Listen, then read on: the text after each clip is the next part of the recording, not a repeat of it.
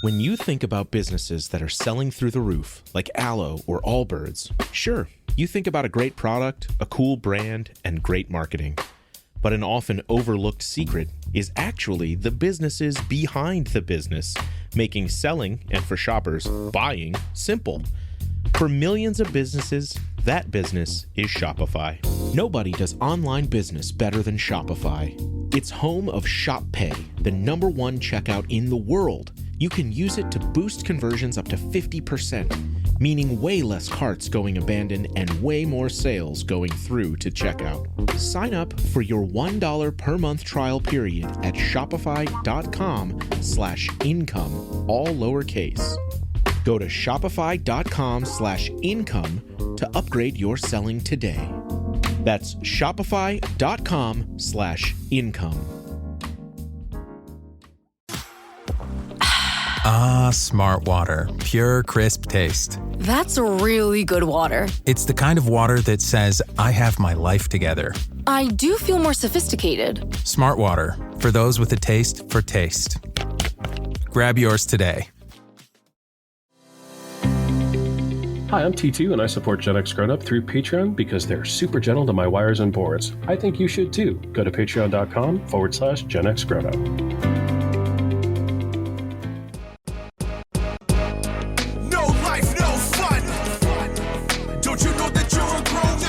GenXGrownUp is a YouTube channel, website, and audio podcast you're listening to right now. All made for and by people who love exploring media, games, tech, and toys of yesterday and today through the eyes of Gen Xers who refuse to grow up. Your dinner cannot just be french fries. Basically, life sucks as a grown-up. Welcome back, Gen X Grown Up podcast listeners, to this backtrack edition of the Gen X Grown Up podcast. I am John. Joining me as always, of course, is George. Hey, man. Hey, how's it going, guys? You know it's not a show unless Mo is here. Hey, Mo. Hey, how's it going? In this episode, we're heading back to the wastelands, dust, and chaos of Mad Max Beyond Thunderdome. From Bartertown to Master Blaster, it's a wild mix of high-octane action, bizarre world building, and a surprising dose of heart. So grab your makeshift armor and tighten your grip on the wheel. We don't need another hero, but we do need to talk about Thunderdome. That is coming up in this episode, 40th anniversary of Beyond Thunderdome. Unbelievable. But before we get into that, it's time for some fourth listener email. We always love when one of our fourth listeners take the time to write in. And this email, this time around, our fourth listener is Bobby H. Subject line, new listener / Thundercats. Yeah, okay. Oh. All right, here we go. Thank you, Mo. I was with you. Here's what Bobby has to say.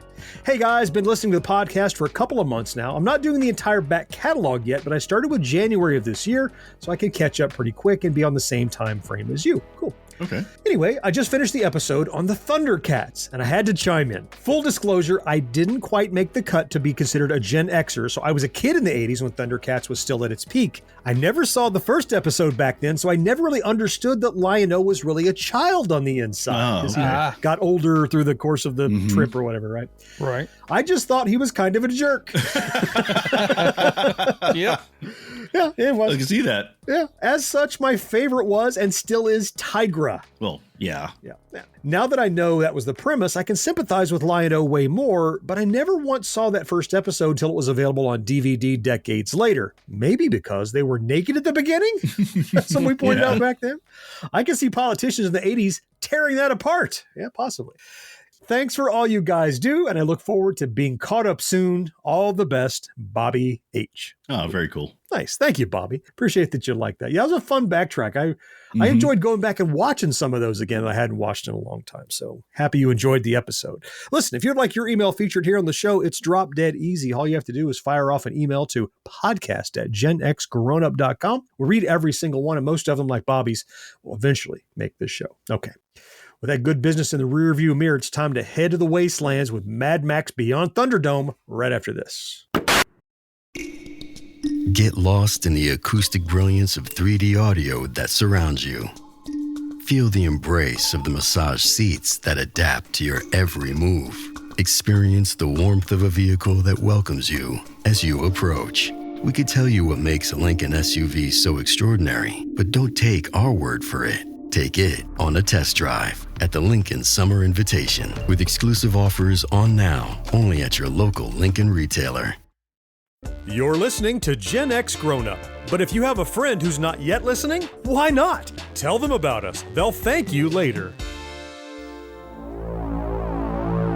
The world had been through a trial by fire, and only the greatest warriors and their deadliest enemies emerged from the flames. Who are you? Nobody. Mister, I can feel it. The dice are rolling. He was the one they called Mad. But he's just a raggedy man. But to those whose lives hung in the balance... Where's the waiting ones? Waiting for what? Waiting for you. He was the one they called Hero. Ladies and gentlemen, boys and girls, dying times are here. Now, Mad Max is back in Beyond Thunderdome.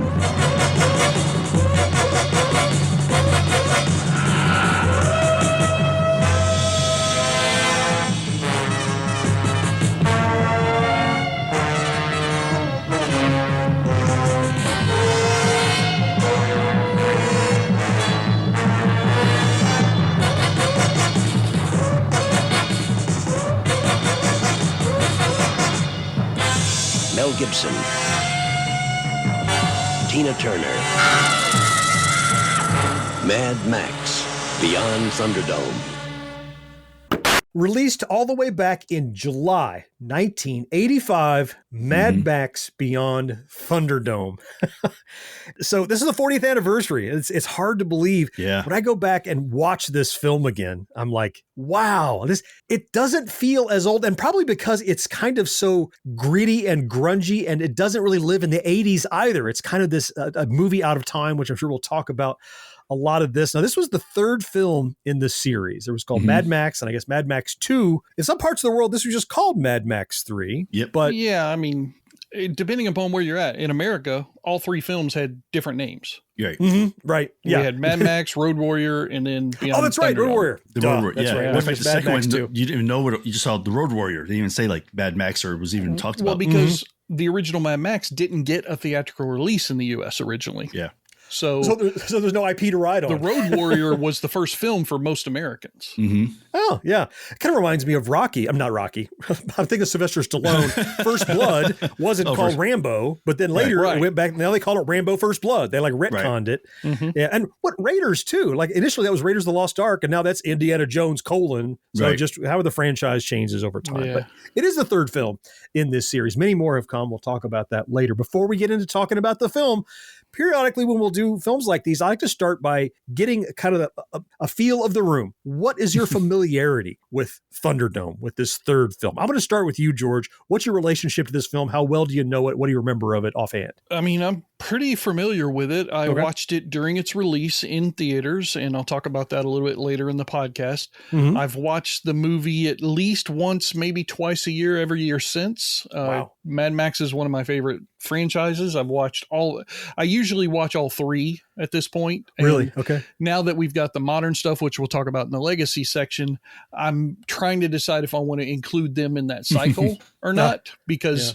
they're attached, but they're not. It's a whole weird thing, but they're all based in the George Miller universe. So at least it's the same guy who's got creative control over everything. It's kind of like Romero with his Dead films, right? Like there's the original three, and then he has other stuff like Land of the Dead and this, that, and the other that is in his universe, but it doesn't have quite the same feel of the original trilogy. That's kind of how I look at these Mad Max films. I know that the actor who plays the main protagonist is kind of controversial at this point. Wasn't back then though. He wasn't. And this was the series that made him, in my opinion, a household name. In America, it did, for sure. Mm-hmm. Yeah. What about you, Mo? Your familiarity with the film? Oh, yeah. I remember, for some reason, I have a specific memory of seeing this in the theater. And it was with my friend Chris. I even remember who I went with. And I remember hearing the opening song and thinking, like, that's going to be a hit song. You know, I mean, it's just like as I was playing it, I'm like, that's going to be a hit song. But yeah, it's kind of funny because, like George mentioned earlier, like the Mad Max didn't get a theatrical release. So the only time I saw Mad Max was on Saturday morning TV, like Channel 5, that kind of thing, where they actually like dubbed it from Australian to English. The American dub. Yeah. And I kept wondering, why is it so off? It just seems weird. And it turns out that they didn't think Americans could handle Australian accents or something. But since then, though, I've actually gone back, watched it in its original form, which is a much better movie. And the second one, too. And The Road Warrior, I'm seeing that in the theater. I didn't know Mad Max even existed as a first. I didn't realize it was a sequel, like you said. Like, I just thought, oh, this is a cool movie. Then I found it was a sequel. I said, oh, watch that one. So, yeah, this one I watch, and not as often as George, but every now and then it's one of those like just Saturday afternoon, just like, when pop something on. It's a movie that is definitely like up there as far as options. Yeah. Watching it, I've had many revelations in the course of the life of this podcast about what films I've seen and haven't seen. I know for certain, I have seen Beyond Thunderdome. I think I only saw it in the theater. I don't know that I ever went back and rewatched it. Okay. And I say that because rewatching it now in preparation for this show, I expected to half watch it. Sometimes you go, I'm just refreshing my memory. Right. Kind of watch it. I might be on my phone a little, just keeping up with the beats. But it quickly grabbed me as I realized things were familiar. And yet I wasn't sure what was going to happen next because I'm like, wait a minute. I've seen this scene, but I don't know what the next scene is. And exactly. So I still had surprises. So it wasn't fresh to me, but it was fresh-ish, I guess. I was never like a huge into the mythology of Mad Max or that apocalyptic world. But the structure of this film is almost like two movies and two different movies that kind of one pairs to the other. It's really the first and second acts in a lot of ways. But the production value of these original Mad Max films, it's so off the wall and crazy. And, the legacy, they really lean into the crazy face paint and makeup and the costumes and all that stuff. But very brown movie, this movie. Yes, it is. Everything is very dusty movie. Yeah, very dusty and dirty. And I really dig it. You talk about the Australian accent too. There's very little like super rich Australian accents in main characters in this film. But when they're at the Thunderdome and they're like, one man enter, two men enter, one man leave. They're not going enter, right? Because it's the extras and they're all Australian. Two men enter, one man leave. I can hear the accent. So. Well, I mean, they definitely spent a pretty shilling or what's the Australians, $1? I don't know what they have down there. Dollars, maybe. They spent $10 million in American money on this film, producing it, and a large part of that budget didn't go to the cast, didn't go to Gibson or Turner or anything. A large portion of that budget actually went to all the in-camera effects, because this film, and to somebody's point earlier, I don't remember which one of you said it, this film looks like it's still a solid movie even in today's landscape.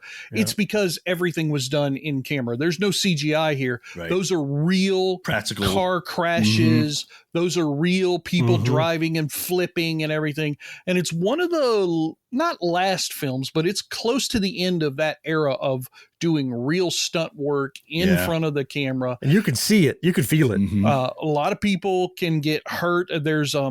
There's scenes in the Mad Max universe where like motorcycles, hit cars and guys go end over end. Those are real things. That's not like a CGI guy flipping. That's a real thing. And sometimes it wasn't planned. That's the way this movie was shot. It did draw back its budget plus a little bit extra. It made $36 million, but not at the box office. We usually give the box office number, but this film, because of its limited release, and because of the way it was distributed, its $36 million accrual is attributed mostly to video rentals.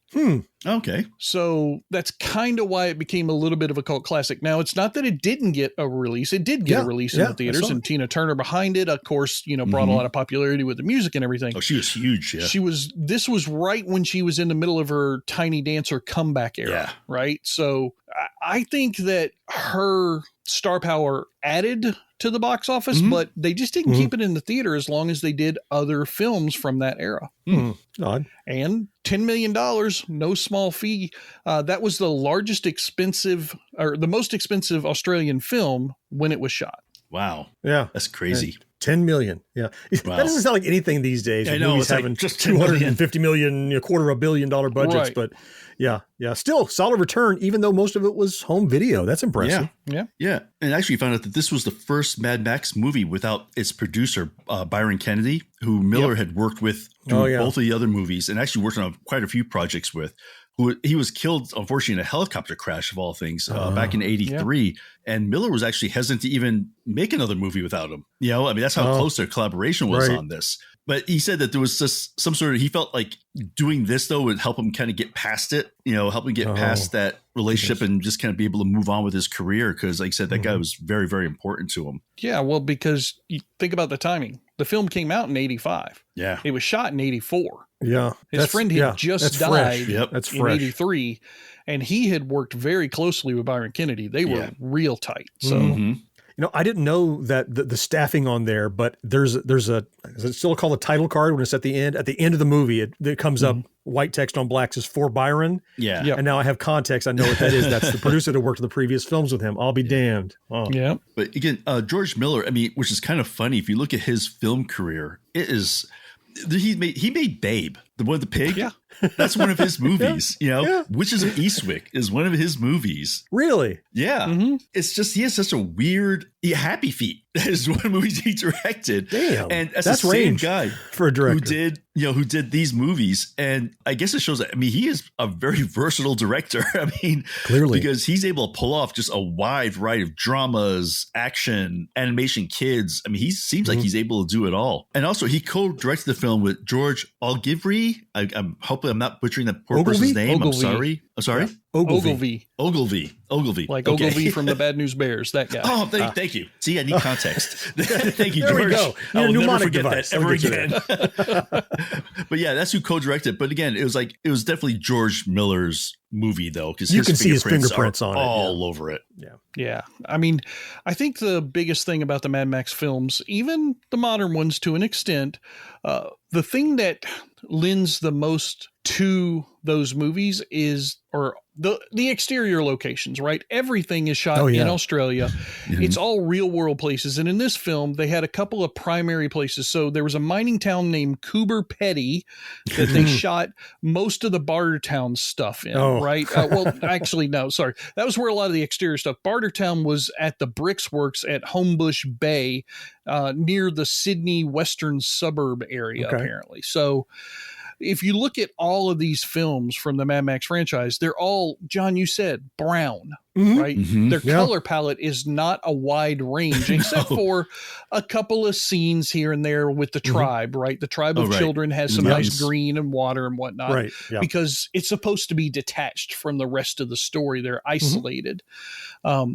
But if it weren't for George Miller being Australian and filming this in Australia and giving that authentic Australian feel, if you tried to do this as an American film, and actors and directors have tried to do that since then, it's just not as successful. I don't know what it is, but Australia is the perfect location for these types of movies for some reason. I wonder if it's like the isolation, like Australia is off on its own a little bit, and you could easily see after a post-apocalyptic, there'd be no cross-pollination with other peoples, right? It would just be whoever was left on that giant island.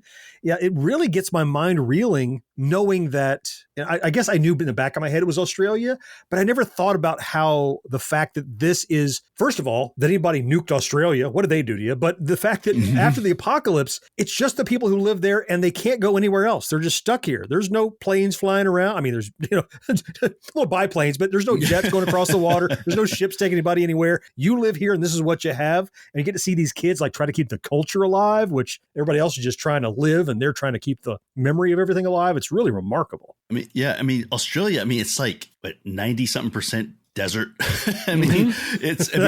So it definitely helps to, and also I think Australia just as a culture in our heads, especially in America, we definitely have like almost like a frontier sort very of rugged peoples. They're very rugged, very like willing to get dirty and get things done kind of thing.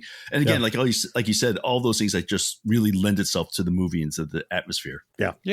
It's odd though. At no point in any one of the three films do they say it's Australia. Yeah, never. Yeah, right. It's just the wastelands or the highways. They never once talk about it being, even though there's heavy Australian accents, they never call it out as that country. It's always just the two biggest countries went to war and they had to do the whole, back shot, like old reels from news stuff about how the war happened and everything. And they do that in each one of those three films. It's really fun. And I like that they can set that world up and we know what it is without being told what it is. Absolutely. It might not be till the end of this film when there's actually a shot of the Sydney Opera House, right? That there's some on-camera confirmation of where you are. Mm-hmm. Yeah. Like, oh, we must be in Sydney. We're outside of Sydney now. You know that, you know? And so much of it is so dirty and dusty and grimy and apocalyptic that when there's those little tiny nuggets of things, you know, there's one of the lost kids has a Bugs Bunny toy or a baby doll, or you, for the first time, you see like the tail of this airplane that's from the story. You're like, oh my goodness, a plane exists here that crashed. Because they don't, like most apocalyptic films, they don't rub the apocalypse in your face. It's like, well, it happened. Here's where we are now, kind of thing. And when you see those remnants of our civilization, it has an even greater impact, like that shot of the Opera House. It's really cool. You also get the feeling that it's not that far in the future. Maybe not. Yeah, not too bad. You get, like, it's maybe a generation or so. Like, it's not like it's hundreds and hundreds of years later. It definitely, all of the movies give you a feel like this is something that's going to happen soon, kind of thing. Get ready. Well, because the first movie, like, there's still a society. Yeah. There's still a police force. There's still families. There's still businesses in that first film. So it's just the expanse of this one main character's life that all of this happens in. Mm-hmm. And even like he's a young adult in the first film, it can't be more than 20 years removed from whatever this war was because everything, society hasn't broken down completely like it gets to in the second film. Right. Yeah. Mm-hmm. Yeah. Okay. So much more to talk about with Beyond Thunderdome. And we're going to jump into more of it right after this break. You don't technically need this car.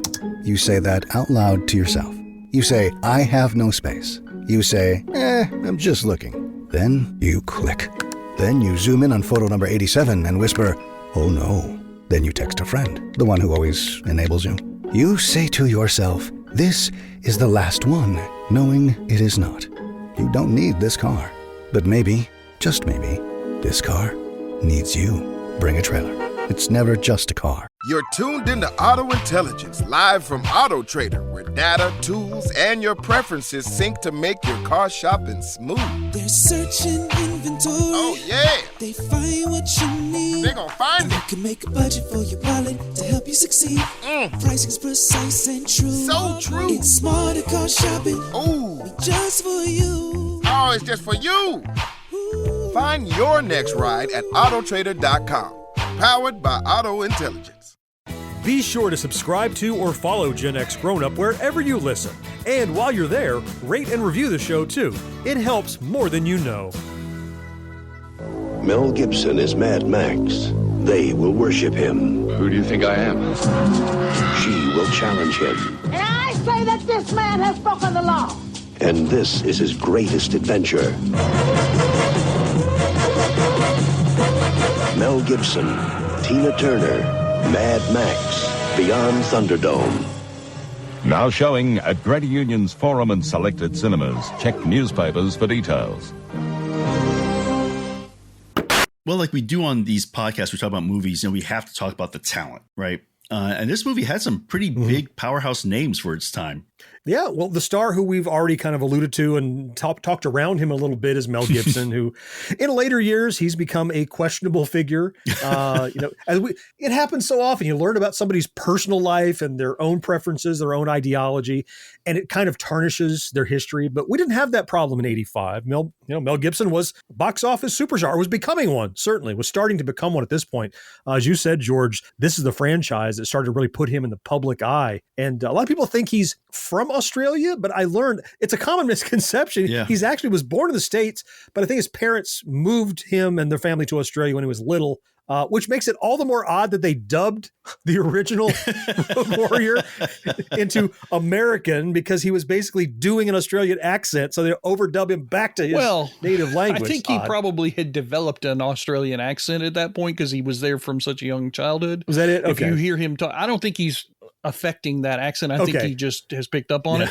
Okay. But all the other actors in that first movie, thick, very thick, super thick accent. Right. So that's probably where the choice came in at.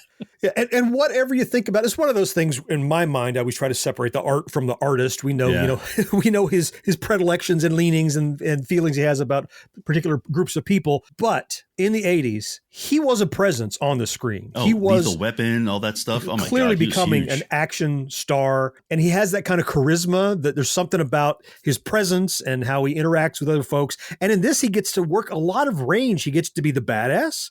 And then he gets to be kind of this nurturer with these kids and kind of taking care of someone. And and he's always kind of the hero saving the underdog. But I like seeing more of his range in here. I love the haircut that he got because he started to look like this shaggy dog. Yeah. And then when they rescued him, they gave him this raggedy haircut. It looked pretty good, actually. Not a bad haircut for kids with old He gets scissors. the Captain Walker haircut. Yeah, Yeah, he no does. question. I'm going to do that. I'm going to go to the barber. What do you want? I'm going to get the Captain Walker. Give me that's Captain the Walker. That's the name of the cut, right? You get the Roger Staubach. I'm getting the Captain Walker. So if you think about it, Mel Gibson, and not to spend the whole episode talking about just him, he's known for two main characters, right? Max Rockatowski and Martin Riggs. Those are his two main characters from his portfolio, especially in the 80s. But you talked about him having that nurturing side in this role. Yeah. Don't forget, the very first movie was all about his love affair with his wife and son, who were viciously murdered by a biker gang, run down. And so he carries that guilt of his child and his wife and child being murdered by those people, because in that scene in that first movie, he's literally running towards his wife and son, trying to save them after they've already been run down. And it's just heartbreaking. And so every time he has one of those films, he did it in Road Warrior. Remember, he had the feral kid. And now that's right. In Thunderdome, he has the entire tribe of children. It's like bringing all of that back up for a character. Imagine losing your child. And in each one of these storylines, now you're presented with a vulnerable youth that it's kind of your responsibility to look after and take care of. And he does, right? Reluctantly, but you know he isn't. He's like, oh, am I doing this again? Yeah, I am. Because at any time he could have walked away, and he doesn't, right? He's like, well, this is really the right thing to do. I got to take care of these kids. Although they clearly pretty good at taking care of themselves. Until they get to the desert quicksands. But yeah, that's rough. Yeah, and his character is definitely one of those that, he's basically a good person that doesn't want to show that. That seems like his thing. Like, because whenever it comes down to it, he does the right thing. Right? Whenever it comes down to if somebody needs help, he does it. But it's always like, you can see in struggle is like, I don't want to be involved. Like, I don't want to do anything with this. Let me just do my thing and move on. But, eventually he knows he pretty much can't. In a world where pretty much everybody is every man for themselves. Right. He tends to kind of step in and try to do the right. Well, he was a cop, right? He was a police officer. So he's still a cop in a way. It's in his DNA. Yeah, I guess so. Yeah. And of course, we can't talk about this movie without talking about the amazing Tina Turner. Wow. Even her character in this. I mean, I thought she used great casting for this role, one. And her character, George Miller does a really good job of, like, when she's talking with Max and she's like, what were you before? And he's like, I was a cop. And she's like, I was a nobody. It's like, and now I'm something. And now I'm head of this whole thing. I mean, it's, you really learned like a lot about her character and what her motivation and why she does what she does. Like, all she cares about is keeping what she has, right? That was her thing. Well, even the costumes go to inform her philosophy, right? Like, all the costumes are chainmail based, right? If you look at it, her outfit, the people in charge of her Bartertown, they're all wearing that kind of chainmail tough thing. But everybody else, all the citizens or traders, are just wearing rags. Yeah, right. And she even calls him Raggedy Man. Yeah, that's right. Yeah. And she even has hose on, like she has pantyhose on. Right. And it seems like every other character in this film is just covered with pig shit and mud and dust.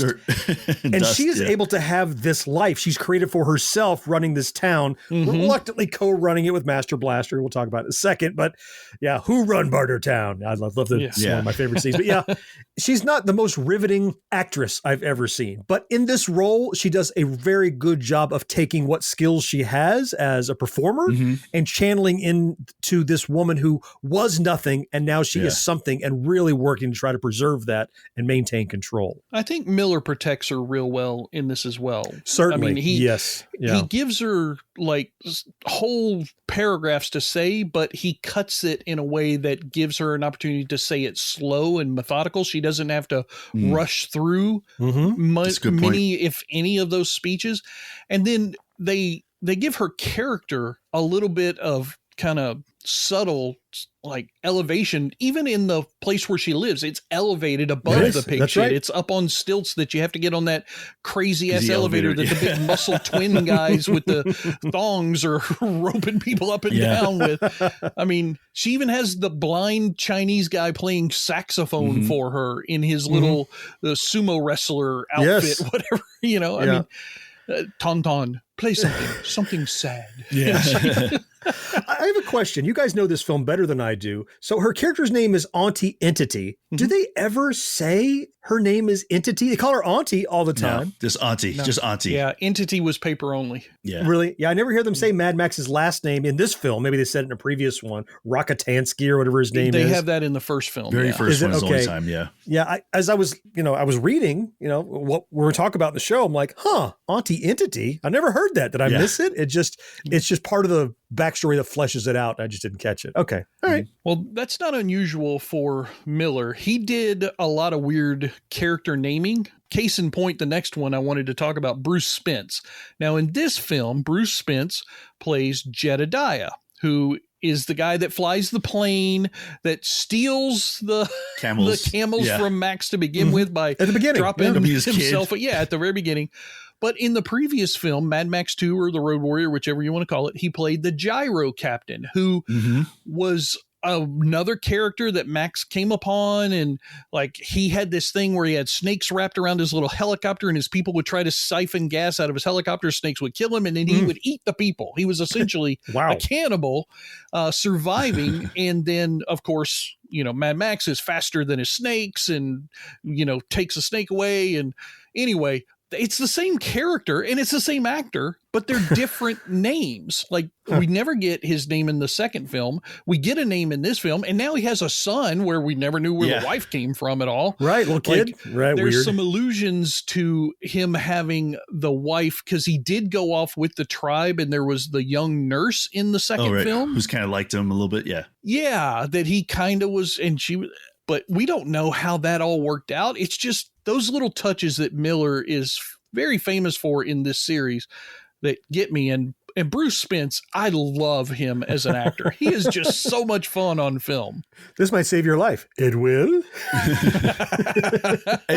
I didn't realize that he was the train man in the Matrix movies. He is. Oh, really? Yeah, in the second and third. Yeah. So it's like you said, his character and his son's character, we're not really going to talk about, but we're dead meat. I mean, we're all dead meat. We're all dead meat.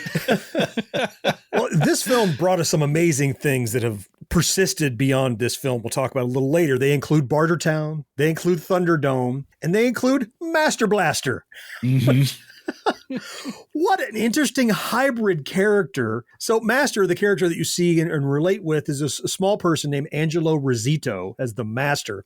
So he's the guy sitting on the shoulders of this behemoth, who you later find out in the Thunderdome battle actually is slow-witted, and he has the mind of a child. And that's why Max doesn't want to kill him, because he doesn't deserve it. He's a child, basically. We know his relationship with, family and that kind of thing. But he has, so the actor, I'm sure he's been in other stuff that I don't recognize, but in this, he has a journey he takes that I find so interesting. He starts as a tyrant who is toppled, who then becomes the dregs of society, who's fighting his way back to have a place in society again after, basically threatening the queen. He's the guy who was like, who run Bartertown? Say louder. He's really able to just, because he's the one down there, controlling the power, down there making all the methane, making all the power. And he loves to tighten his fist around the throat of Bartertown, turn off the methane so that you remember how important I am. Yeah. And, for someone of such small stature, I think he did a really good job of having a huge presence and a personality that transcended. Blaster, the guy he rode around on, was more of just a vehicle, not a character. Yeah. Whereas Master, the guy who wrote him, I enjoyed the journey that he took and what Rosito was able to do with it. Yeah, I just thought it was amazing, like when they were all escaping at the end, and he comes out wearing like a suit, and and you get the impression that that's who he was before. In my head, that's what I was thinking. Like, that's who he was before all this stuff happened. I'm not this tyrant anymore. I'm trying to get my life back now because I've fallen from that. Yeah, I love that about him. Yeah, such fun characters. Now, we kind of got to talk about the third group a little bit because we've talked about Max and a couple of characters around him. Yep.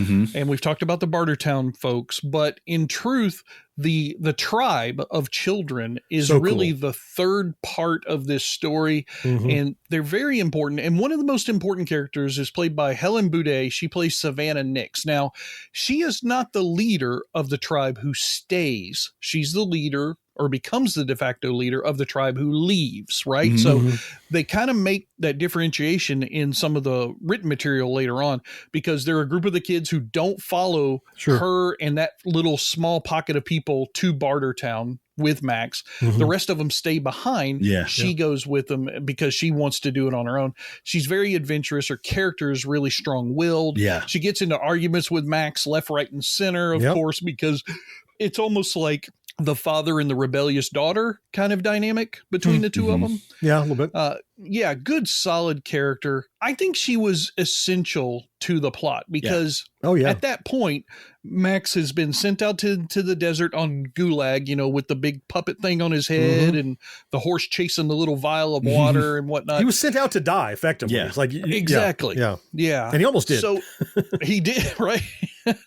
Mr. Death brought him back. You know, it was, I like her character because she drives the story and she gives us the hope that we get at the end of the film because we see the resolution with her and they light up the city for Max every night. You know, she's just a fun character. Oh, yeah. I just like the fact that, one, they made a woman as a strong character in the thing. Like, it wasn't like guys, like she was sitting there like, we're going, and Max has to knock her out. You know, literally has to knock her out. That's right. But he's doing it for like good reasons. He says the kids are here, they're safe, there's water, you know, he knows what's out there, and he's trying to do the best. Of course, it doesn't work because when she gains consciousness, she just leaves anyway. But she's a real person. When I'm awake, I'm going. Off she goes. You know what's interesting about her as a person, the actress, I mean, this is actually only her second listed credit. Oh, I can see that. Like she did one episode of one TV series called 5 Mile Creek. And then she did this as a very major character in the film. She wasn't Tina Turner or Mel Gibson, but still, she's well remembered in this role. And I just found her performance very powerful. Yeah, I did too. I felt like she was like a 5-year veteran of stage and film, but no, just a second credit. Yeah. Now, we didn't have this guy when we started the podcast. We didn't have him on the list, but I just kind of wanted to talk about him a little bit because John mentioned his affectation of his accent earlier whenever he was talking about somebody announcing people at Thunderdome. And that is the announcer of Thunderdome, Edwin Hodgman, who played Dr. Dealgood. Best character name in a long time. Naming in this film is so good. People call it Screw Loose. And I had the captions on to catch them all. They were great. Hey, killer. Right? Hey, killer. Such great. But so he's the flamboyant guy, and he utters a lot of lines in this that become iconic and classic throughout the 80s and 90s. Dying times here. You know, I mean, just fun stuff. And, you know, 2 men enter, 1 man leaves. You know, all that kind of his gravitas. And he's, by the way, the man's still alive. He hasn't acted in a little while, according to his IMDb stuff, but he's got a long credit list. And I can imagine he was a well-seasoned actor when he took this role. It definitely shows. And every time he's only on like maybe for 3 minutes total worth of screen time. He's not in this a lot, but boy, is he impactful. You definitely got the impression watching him in this that he just loved this role. I mean, you know what I mean? Like he was just juicing it for everything he could get out of it. Just like sarcasm and snark is dripping off of it. And now it's just like a circus barker, you know, it's crazy. Right. It's wonderful. Yeah. We mentioned Tina Turner earlier. Of course, she had a role in the film. She also had a role in the soundtrack, which you said you're in the theater like, this is going to be a hit, right? So the musical, there was a score, of course, you know, the orchestral score going on for Beyond Thunderdome. That was Maurice Jarre. Now he replaced Brian May, a different Brian May, who did the first 2 films for the series. Yeah, not from Queen. Different Brian May. Maybe more notably, not more importantly, but certainly in this film 2 original songs performed by Tina Turner, one for the living. And so the opening titles, and then We Don't Need Another Hero. What a freaking hit that thing was. Yeah. Over the end credits. That was one of those, like every other song was either, it was going to be either a Queen song, or it was going to be The Police, or it was going to be Tina Turner, You Don't Need Another Hero, because that was so much radio time. I don't know if it was because of the film or payola to promote the film or what, but damn, was that a popular song. Yeah. And one thing I want to bring up about Maurice Jarre is that he also, I mean, he did the score for things like Lawrence of Arabia, Dr. Zhivago. Mm-hmm. I mean, he was epic stuff. Yeah. He was not like, oh, I got, my friend down the street to do the music for me. I mean, he somehow wrangled in like probably one of the top orchestra people out there for music. Yeah. It was a solid offering all the way around, because all of the stuff that he did set the tone of the movie. Mm-hmm. And then the bookends, so to speak, with the songs. One of the Living, obviously, a direct reference to the survivors of the apocalypse, right? Sure. And then We Don't Need Another Hero, because Mad Max is an anti-hero, right? And it's just so well put together. And Miller had a lot of his fingers in the musical scores of all of his films. Probably, yeah. He definitely wanted to make sure that the music conveyed the thoughts, because Miller, he has developed this story so much. I've read like 2 or 3 of his treatments on this universe that we've not seen anything in any film so far. Really? Oh, wow. I mean, he like has backstory it's stuff? kind of a Tolkien kind of thing. Like Okay. he's just developed this deep lore of this universe for That's Mad cool. Max to occupy.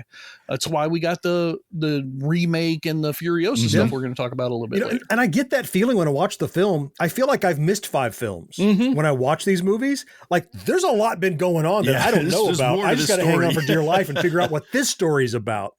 Why the weird makeup and face paint? Why the weird, head mask sticking on a stick behind your head? Why is it so weird? You being just, a generation out from normal? I don't know. He knows, and maybe we'll learn more in the future, but whew. Okay, so much more on Beyond Thunderdome. Stick around after this quick break. We'll be back. Parents of twins, if you're familiar with far-off drop-offs... Dad, stop, right here. Or get DMs about what's for dinner, you may be experiencing tween milestones. For your son or daughter, these can start at age 9. HPV vaccination, a type of cancer prevention against certain HPV-related cancers, can start then too. For most, HPV clears on its own. But for those who don't clear the virus, it can cause certain cancers later in life. Embrace this phase. Help protect them in the next. Ask their doctor today about HPV vaccination. Brought to you by Merck. Hank's the family fixer, always with his tool belt. But living with prostate cancer, he needed help. He asked his doctor about Xtandi and enzalutamide. Xtandi 40 milligram tablets treats men with prostate cancer that has spread to other parts of the body and responds to a medical or surgical treatment to lower testosterone. Xtandi may cause serious side effects: seizure, a brain condition called PRESS, allergic reactions, heart disease that can lead to death, falls and bone fractures, swallowing problems, or choking that can lead to death. Stop Xtandi and get medical help at once if your face, tongue, lip, or throat start swelling. Tell your doctor at once if you faint, have a seizure, quickly worsening headache, decreased alertness, confusion, vision problems, chest pain or discomfort, or shortness of breath. Xtandi can cause harm to an unborn baby or miscarriage. Use birth control during and 3 months after Xtandi. Common side effects include muscle and joint pain, feeling unusually tired, hot flashes, constipation, less appetite, diarrhea, high blood pressure, bleeding, falls, fractures, and headache. Talk to your doctor and visit Xtandi.com. Each episode of Gen X Grown Up has show notes loaded with links where you can learn more about our topics. And there's even more to see and hear over at GenXGrownUp.com. Get ready for a big Max attack. Congratulations. You're the first to survive the audition. On a battlefield where might makes right. You can beat most men with his breath. A cage of terror. Thunderdome. 2 men enter. Only 1 man leaves. Dying times here. It's showtime and a fight to the finish. No mercy. Mel Gibson, Tina Turner, Mad Max, Beyond Thunderdome. Tomorrow at 8 on Channel 11, New York's movie station. We have been talking about some of our favorite scenes from Thunderdome or things that are notable, how characterizations were. But I do like in these episodes where we talk about single films or series to look back and you talk a little bit about your own personal experience with it. Is there any particular scene or memory of interactions with this particular film you remember from your childhood? And I want to start with you, George. What comes to mind when you think of Beyond Thunderdome? Well, so I love to go to the movies. But in my early days, being a child, of course, going with my parents. And then as I got a little bit older, always going with friends, middle school, high school friends. I always went to see a movie with someone else. Yeah. That was something that was just part of the equation in my brain. If I wanted to go see a movie, who am I going to see it with? Who are you going with? Yeah. This was the first film that I ever went to on my own with nobody else around. I wanted to go see it because it's a Mad Max film, and it was playing at a theater, John, right like within walking distance of the apartment complex you and I lived in back when we were in that Star Trek club. Oh, the Varsity Theater right next door? The Varsity Theater right next door. Yeah. And the Varsity Theater had kind of converted itself to try and survive from a regular like rows and rows of seats theater to one of these that serve food. So they had taken out every other row and put in tables. Yeah, I love that. And a waiter would come around and take your order during the early part of the film and then bring it out later on. And so I didn't care about that part. I just wanted to go see the movie, but I'm like, it's 2:00 in the afternoon. I can't go see it with anybody. I think you might have been working or something like that. And I didn't know if you like Mad Max anyway at that time, I'm sure. But I'm like, you know what? There's no law that says I can't go see a movie by myself. So this was the first film that I went to by myself. Now, obviously, this movie came out in 85, and I'm talking about 91, 92. It was a re-release being played. Well, not a re-release. It was being played in the Varsity because the Varsity at that time was one of those rerun $1.50 theater things. Yep. So I got to go see it as a rerun film like 5-6 years after that. But I was like, I know the movie. I know I'm going to like it. I don't need to go see this with anybody. I'm just going to go see it by myself. And that kind of set the stage for later on how I got comfortable with the idea of going to see a movie as an experience to be okay with by myself so that I could really enjoy a movie I knew I was going to care about. Just you and the film. Yeah. It's funny because I think twice in my life I've gone to the movie theater by myself, and I hated it both times. I love it. I did. That's what I was going to ask you. Like, how did you feel afterwards? Because I hated because I had no one to talk to about the movie afterwards, which is always the thing. Like, and it was just weird walking home, and I'm like, So I was just curious how you felt walking out of the theater that first time. So I already knew the movie, obviously, right? Because 6 years at this point. But I enjoyed it because it allowed me time to reflect without somebody in my ear telling me what I should or shouldn't be thinking about the movie. Don't you agree with me? I think this, right? You have time to formulate your own opinions and let them simmer. Yeah. Yeah. When you go to see a movie with somebody, there's that thing, just like Mo was just saying, right afterwards, you're like, okay, what did you think about this scene? Or did you like that music? Or I didn't really like this. And it no longer becomes your experience. It becomes everyone's experience, which is fine. There's nothing wrong with that. But this started me down my path of being able to really think about film. Before that, I think I just watched movies. Okay. And so after this, now I really take time to think about the movie, ask myself questions about what this actor or that director or this musician, whatever the situation is. And it's led me to feel like I'm having a richer, more full experience when I go to see movies now. Even if I go see them with people or not, I feel like I understand film a little bit better, and it started here. Okay. Cool. So that's great. What about you, Mo? Is there any experiences you took away from this film? Well, one of the scenes, and this is, I don't know why it stuck with me, but it's a very small scene. It's at the very end of the movie. Max has, the amazing car battle scene at the end, He rams the truck. Saves the kids. He's beat up, whatever. Auntie pulls up with her car and she looks at him and she just says, ain't we a pair, Raggedy Man, and leaves. And lets him live. And to me, it's just like, it was like there was a respect that they had for each other there. Like, she totally understood why he did what he did. She lost. She said, okay, I lost. Like, she lost gracefully. Like, she says, okay, I lost, and she just like made a comment and, ain't we a pair, and just took off. And I was like, wow, that says so much about her character. I don't know, that scene for some reason.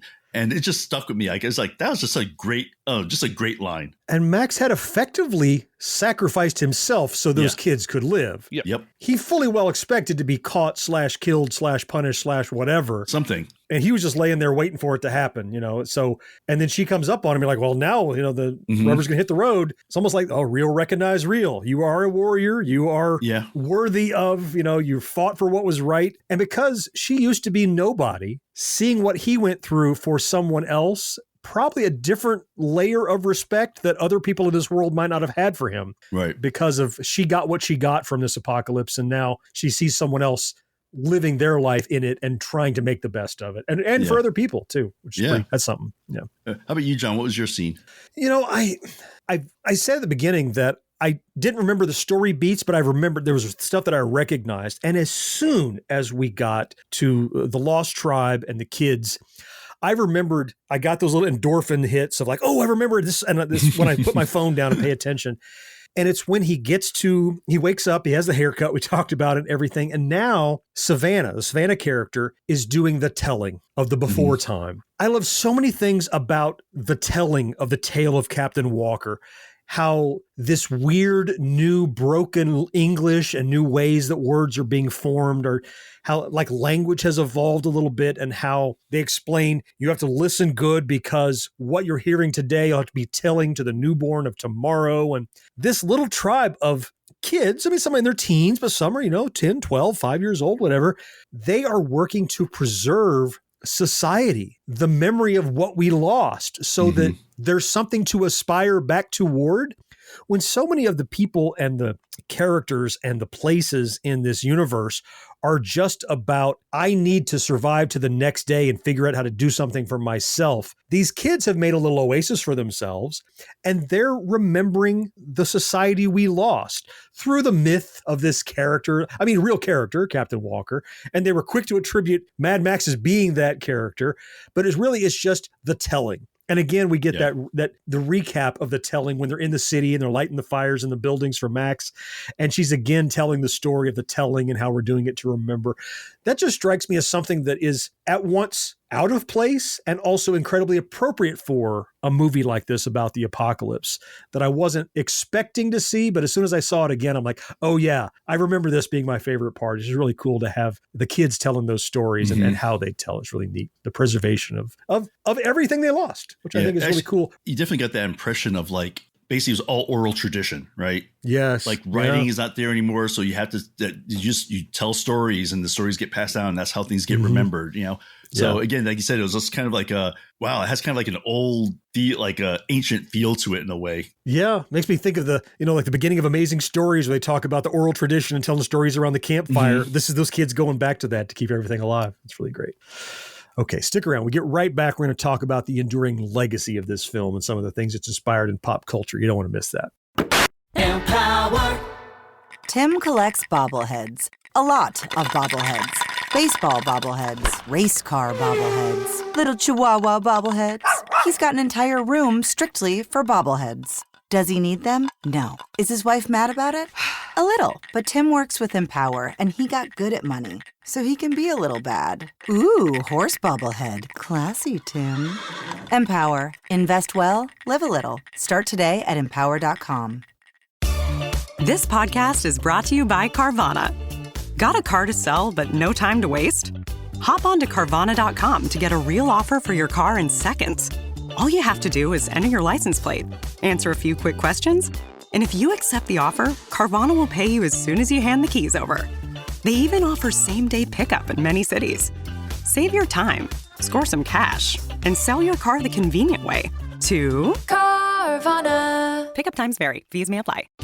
If you're a die-hard Gen X grown-up, you can pledge your support by clicking join on YouTube or by becoming a patron at GenXGrownUp.com/Patreon. Out here, there are no heroes. No gods. No saviors. There's only those who live, those who die, and those who stand in my way. Rated M for mature. may have come out 40 years ago, 1985, but Mad Max Beyond Thunderdome has an enduring impact on pop culture. We talked about Master Blaster. We talked about some of the stuff that came out of this. And so much of just the ephemera and the contents of this film transcended the film, and they continue to be enduring today in sequels and otherwise. Yeah, I mean, one of the biggest that comes out of this film is part of the title. The term Thunderdome was not a thing before this movie. Who knew? But after this movie, it became widespreadly used for, anything that had to do with a contest with great consequences for whoever lost, right? So the funny thing is, I remember Thunderdome being used in a whole bunch of different TVs and films afterwards, especially comedies. I don't know if you guys remember the movie Waiting, but that's the movie where the waiters all work in the TGA Fridays kind of place. One of the cooks in the back is Dane Cook. And he's getting on to one of the other actors in this one scene, and he says, "Welcome to Thunderdome, bitch." And he throws his food at him and stuff. Just these kind of funny little moments that are all around the thing. It's the Thunderdome itself and the wheel and all that stuff. All of that has kind of been used in pro wrestling themes over the years, as you might imagine. Oh, that wheel. Yeah, it's just Thunderdome is so iconic now that if anybody says the term Thunderdome, you immediately know what it means. It's a serious thing. And you might not know the movie, right? But now you know Thunderdome. Oh, that means a combat with, it's going to be tough, huge stakes. Yeah, of course. We talked a little bit about the soundtrack earlier. Tina Turner contributed 2 original songs to it. It's interesting. By the way, I got to give credit. You guys did the bulk of the research for this episode because I was, as George said last episode, I was slacking off busy last week. I was away. Slacking off busy. 2 songs that she created on this soundtrack.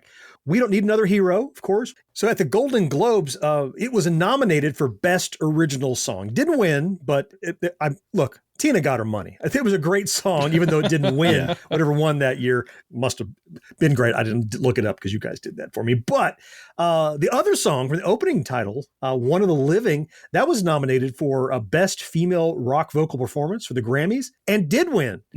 So look, she got nominated in one arena, she won in the other, and an awesome performance as an actress in the film. I would say that's a triple win for Tina Turner in this one. She plenty great came out of this for her and well deserved. Oh yeah, for sure. And I mean, thinking about legacy, I mean, just in 2015, they basically did a new episode of Mad Max, essentially, right? Mad Max Fury Road. It's like, I'm not sure where it fits in the time. You have an idea that it's probably earlier because he still wasn't quite as beat up and he still had most of his leathers on. I think so. Yeah, it's kind of an alternate universe, really. Yeah. Did they say was it supposed to be a separate or is it? That's what Miller has said in some other formats, like in some interviews and stuff. It's almost like a reimagining. It's kind of loosely connected and weird. Yeah, but same character though. Mad Max Rockatowski. Right. Yeah. And I think was it in Tom Hardy in that one? Didn't he have like the fewest lines of like a actor in a major role or something like that in that movie? Because I think he had like 10 lines or something. It was mostly ridiculous low number. Yeah.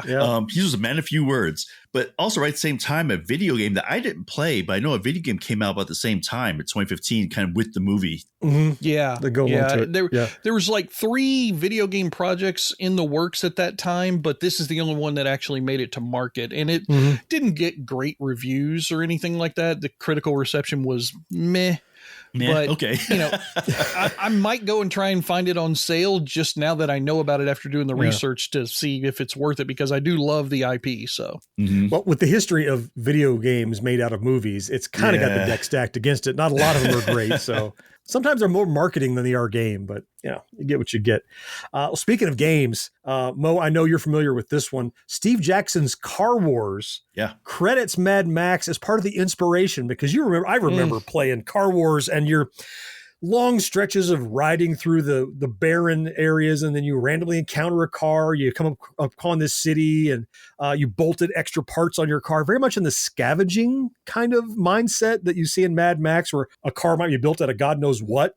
Oh, I found this gun, I'll bolt it on the hood, make it a machine gun for my car or whatever. But yeah, Jackson credits Mad Max as saying, what a great idea. Let's make a game all about just the car part. of that universe. And even the in Car Wars, we get the whole like beginning part where they kind of talk about what's going on in the world. It's a definite just take from Mad Max. You know, society, there's like resources are limited and society is collapsed for the most part, and people are just living on the road, just trying to make their way. You know, it's like there's some pockets of things civilized, but the roads themselves are anarchy, essentially. Yep. Sounds like Mad Max to me. Oh yeah. You know, it was just last year we got the most recent film in the franchise, the Furiosa film, that was kind of the prequel to the Mad Max Fury Road film, but based on the character that was younger now and is played in this movie by Anya Taylor-Joy. You know, a lot of strange things in George Miller's head, but most of it's pretty fun. I'm not sure that I love that last film nearly as much as I did the initial three or Beyond Thunderdome in particular. They're quite different. Beyond Thunderdome is just oh my goodness, so iconic, so good. I loved it so much, but at least we're still getting stuff in this genre. I hope that there's more coming. Oh, I'd be startled if that was the end. This is a franchise that, like I said, I feel like I've missed a bunch of movies that were never made because there's so much implied when you watch all of them, especially Thunderdome, when you watch all of these. So I mean, if they can make a Sharknado 6, they can make a freaking another Mad Max movie. Let's go. Yeah. Come on, filmmaker. What are you doing, Hollywood? Pay attention. Oh, guys, thank you so much for spending some time with me talking about Mad Max Beyond Thunderdome. Happy 40th anniversary to the film. Happy I went back to rewatch it and gained a new appreciation for what I, in the back of my head, was like, that's pretty good. And now it's even better than I remember, for all the reasons we talked about and plenty more. Before we go, I want to thank another brand new Patreon supporter. Oh, wow. Very, very frequently that happens. Happy to have a new one to welcome. I want to welcome DF. Now that's his initials. I didn't shorten those. That's what it says on Patreon. So I'm going to go by what you put on there. DF, thank you so much. What DF did was hears the show, watches on YouTube, pays attention on the website, believes in supporting independent content creation that we do here. Went over to GenXGrownUp.com/Patreon, opened up his heart and his wallet, and signed up for a recurring pledge to support us. It just takes $1 a month. It's really cheap. You can give as much as you want. We're welcome that. But if you just help us a little, it really goes a long way. DF, thank you for doing that. Thank you for joining a roster of amazing, generous people that support us and have for years and years and years. We're glad to have you on board, and thank you for that. That then is going to wrap it up for this backtrack edition of the Gen X Grown Up podcast. Don't worry, we'll be back in 2 weeks with another backtrack, and next week is the standard edition of our show. Until then, I'm John. George, thank you so much for being here, man. Yes, sir. Mo, I appreciate you. Always fun, man. Fourth listener, it's you we all three appreciate most of all, though. We can't wait to talk to you again next time. Bye-bye. See you guys. Take care, everybody. No life, no fun. Don't you know that you're a grown-up? Gen X Grown Up is a member of the Evergreen Podcast family. Learn more at evergreenpodcasts.com. Why she shows till sunrise. Unacceptable for grown-ups. Your dinner cannot just be french fries. Basically, life sucks as a grown-up. Song in your head.